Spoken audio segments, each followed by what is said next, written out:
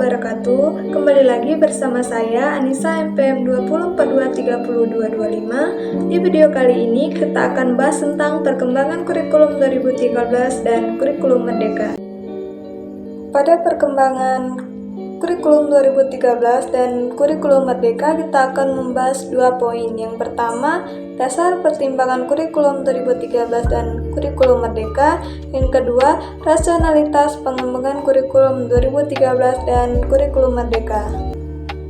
Dasar pertimbangan kurikulum 2013 disusun berdasarkan beberapa landasan utama yang menjadi dasar pertimbangan dalam pengembangan, yaitu yang pertama, landasan filosofis. Landasan ini menekankan bahwa pendidikan harus berbasis pada nilai-nilai luhur, kebutuhan peserta didik, dan masyarakat. Kurikulum 2013 berorientasi pada pengembangan kompetensi yang mencakup sikap, keterampilan, dan pengetahuan. Yang kedua, landasan yuridis. Pengembangan kurikulum 2013 didasarkan pada peraturan dan kebijakan pemerintah yang berlaku, seperti Rencana Pembangunan Jangka Menengah Nasional atau RPJMN 2010 sampai 2014, Sektor Pendidikan dan Instruksi Presiden Nomor 1 Tahun 2010. Yang ketiga, landasan konseptual. Pada landasan ini, kurikulum 2013 dirancang untuk memiliki relevansi dengan kebutuhan peserta didik dan masyarakat, berbasis kompetensi dan mencakup proses pembelajaran yang melibatkan aktivitas belajar serta penilaian yang sesuai dengan kompetensi. Yang keempat, landasan empiris.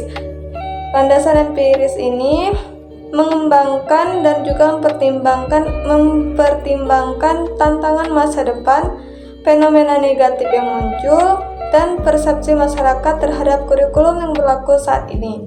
Hal ini dapat dilakukan untuk memastikan kurikulum tetap relevan dan efektif dalam menghadapi perubahan zaman.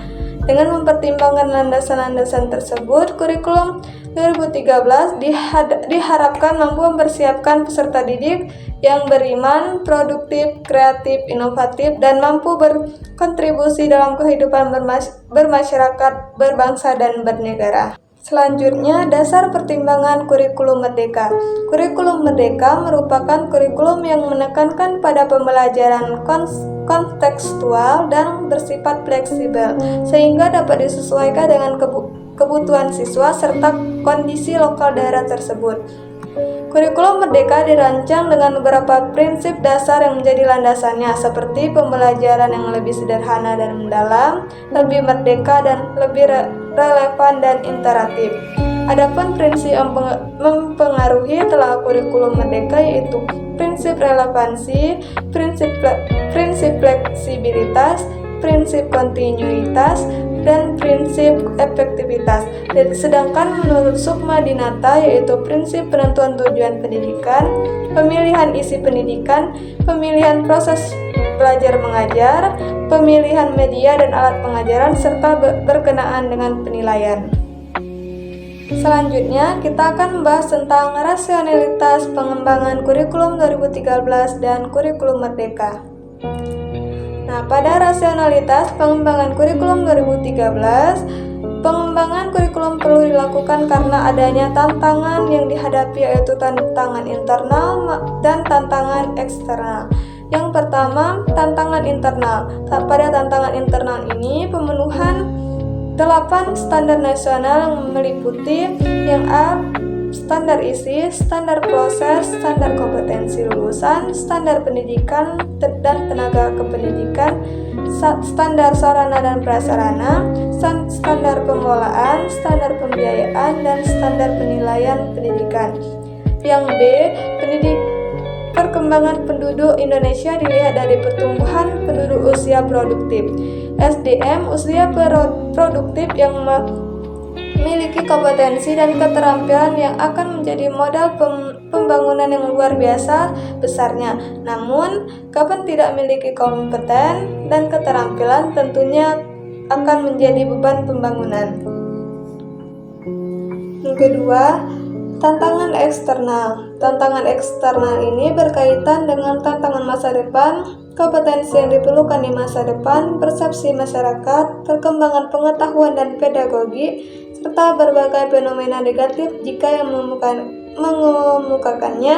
Yang pertama, tantangan masa depan, antara lain globalisasi dan kemajuan teknologi informasi. Yang kedua, kompetensi masa depan antara lain kemampuan berkomunikasi, kemampuan berpikir kritis, kemampuan menjadi warga negara yang bertanggung jawab, kemampuan mencoba untuk mengerti toleransi terhadap pandangan yang berbeda, dan sudah disiapkan untuk sebuah pekerjaan. Yang ketiga, persepsi masyarakat antara lain terlalu menitikberatkan pada aspek kognitif, beban siswa terlalu berat, dan kurangnya tenaga karakter. Dan yang terakhir, perkembangan pengetahuan dan pedagogi ini antara lain yaitu neurologi, psikologi berdasarkan observasi, dan berkolaborasi belajar. Rasionalitas pengembangan kurikulum merdeka dikembangkan sebagai respon terhadap kebutuhan fleksibilitas dalam pembelajaran, terutama pada pasca pandemi COVID-19 dengan menekankan pembelajaran yang lebih berpusat pada siswa.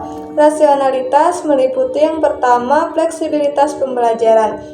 Memberikan kebebasan kepada satuan pendidikan untuk mengembangkan kurikulum sesuai dengan kebutuhan dan potensi siswa serta konteks lokal. Yang kedua, fokus pada kompetensi esensial dan karakter profil pelajar Pancasila. Menekankan pembelajaran pada kompetensi esensial yaitu literasi, numerasi, dan sains, serta pembentukan karakter yang sejalan dengan profil pelajar Pancasila. Yang ketiga, pembelajaran berbasis proyek atau project based learning untuk mengembangkan keterampilan pada abad ke-21 seperti kreativitas, kolaborasi, dan keberlanjutan. Yang keempat, diferensiasi pembelajaran memungkinkan pendekatan yang lebih personal terhadap kebutuhan siswa dengan menyesuaikan kebutuhan berdasarkan kemampuan dan minat bakat. Itu saja materi yang bisa saya sampaikan. Semoga bermanfaat. Saya akhiri. Wassalamualaikum warahmatullahi wabarakatuh.